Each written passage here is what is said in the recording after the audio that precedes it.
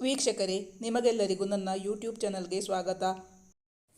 ಪ್ರೀತಿಸುವೆ ಅತಿಯಾಗಿ ಪ್ರೀತಿಸುವೆ ಭಾಗ 22ರ ಪ್ರೋಮೋ. ಚಿಕಿತ್ಸಾ ಓಡುತ್ತಲೇ ಹಾಗೆ ಒಮ್ಮೆ ಹಿಂದೆ ತಿರುಗಿ ನೋಡಿದ್ದಳು. ಹಿಂದೆ ತಿರುಗಿ ನೋಡಿದ ಸಂದರ್ಭದಲ್ಲಿ ಅವಳ ದುರಾದೃಷ್ಟವೋ ಎಂಬಂತೆ ದಾರಿಯಲ್ಲಿದ್ದ ಕಲ್ಲನ್ನು ಎಡವಿ ಕೆಳಗೆ ಬಿದ್ದು ಬಿಟ್ಟಿದ್ದಳು. ಅಮ್ಮ ಚೀತ್ಕರಿಸಿ ಕೆಳಗೆ ಬಿದ್ದವಳ ಬಳಿ ಮತ್ತೆ ಕೆಲವೇ ಕ್ಷಣಗಳಲ್ಲಿ ಅವಳನ್ನು ಅಟ್ಟಿಸಿಕೊಂಡು ಬರುತ್ತಿದ್ದವ ಅತಿ ಸಮೀಪಕ್ಕೆ ಬಂದು ನಿಂತಿದ್ದ. ಅಂದು ಪ್ರತ್ಯಕ್ಷನ ಕೊಲೆ ಮಾಡಲು ಹೊರಟವರನ್ನು ಕಣ್ಣಾರೆ ಕಂಡ ವ್ಯಕ್ತಿಯೊಬ್ಬರು ಕೋರ್ಟ್ನಲ್ಲಿ ಸಾಕ್ಷಿ ಹೇಳಲು ತಯಾರಾಗಿರುವರೆಂದು ತಿಳಿಸಲಾಗಿತ್ತು. ಚಿಕಿತ್ಸಾ ಎಂದು ಹೆಸರು ನಮೂದಿಸದಿದ್ದರೂ ಎದುರು ಪಾರ್ಟಿಯವರಿಗೆ ಅದು ಅವಳೇ ಎಂದು ಗೊತ್ತಿತ್ತಲ್ಲ. ಅಪಾಯದ ತೂಗುಕತ್ತಿ ಅವಳ ತಲೆಯ ಮೇಲೆ ಓಡಾಡುತ್ತಿತ್ತು. ಅದನ್ನು ಅರಿತ ಚಿನ್ನು ಕೂಡ ತಂಗಿಗೆ ಕೆಲಸಕ್ಕೆ ಹೋಗಬೇಡವೆಂದು ತಾಕೀತು ಮಾಡಿದ್ದಳು. ಅವಳು ಮ್ಯಾನೇಜರ್ನೊಂದಿಗೆ ಮಾತಾಡಿದಾಗ ಈ ತಿಂಗಳ ಕೊನೆ ತನಕ ಕೆಲಸ ಮಾಡಿ ಎಂದು ಹೇಳಿದ್ದರು.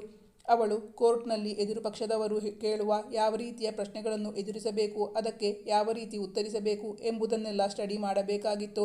ಅದಕ್ಕಾಗಿ ಪ್ರತ್ಯಕ್ಷ ಅವಳನ್ನು ತಮ್ಮ ಲಾಯರ್ ಬಳಿಗೆ ತಾನೇ ಕರೆದೊಯ್ಯುತ್ತಿದ್ದ. ಇದರಿಂದಾಗಿ ಅವರಿಬ್ಬರ ಒಡನಾಟ ಮತ್ತು ಆತ್ಮೀಯತೆ ಜಾಸ್ತಿಯಾಗಿತ್ತು. ಕೋರ್ಟ್ ವ್ಯವಹಾರವೆಂದ ಮೇಲೆ ಅಷ್ಟು ಬೇಗ ಮುಗಿಯುವಂಥದ್ದಲ್ಲವಲ್ಲ. ದಿನಗಳು ಯಾರ ಅಂಕೆಗೂ ಸಿಗದೆ ಉರುಳುತ್ತಿದ್ದವು. ವೀಕ್ಷಕರೇ, ಈ ಕತೆಗೆ ತುಂಬ ಕಡಿಮೆ ವ್ಯೂಸ್ ಬರ್ತಾ ಇರೋದ್ರಿಂದ ನಿಮ್ಮ ಹತ್ರ ಆದಷ್ಟು ಜಾಸ್ತಿ ಸಂಖ್ಯೆಯಲ್ಲಿ ಕಮೆಂಟ್ ಮಾಡಿ. ಆಗ ಯೂಟ್ಯೂಬ್ನವರು ನನ್ನ ವಿಡಿಯೋವನ್ನು ಮುನ್ನೆಲೆಗೆ ತರ್ತಾರೆ ಅಂತ ಹೇಳಿದ್ದೆ. ಬಹುಶಃ ಕತೆ ಇಷ್ಟ ಆಗಲಿಲ್ಲ ಅನಿಸುತ್ತೆ. ಆದ್ದರಿಂದ ಆದಷ್ಟು ಬೇಗ ಈ ಕತೆಯನ್ನು ಮುಗಿಸೋ ಪ್ರಯತ್ನ ಮಾಡ್ತೀನಿ. Thank you for watching.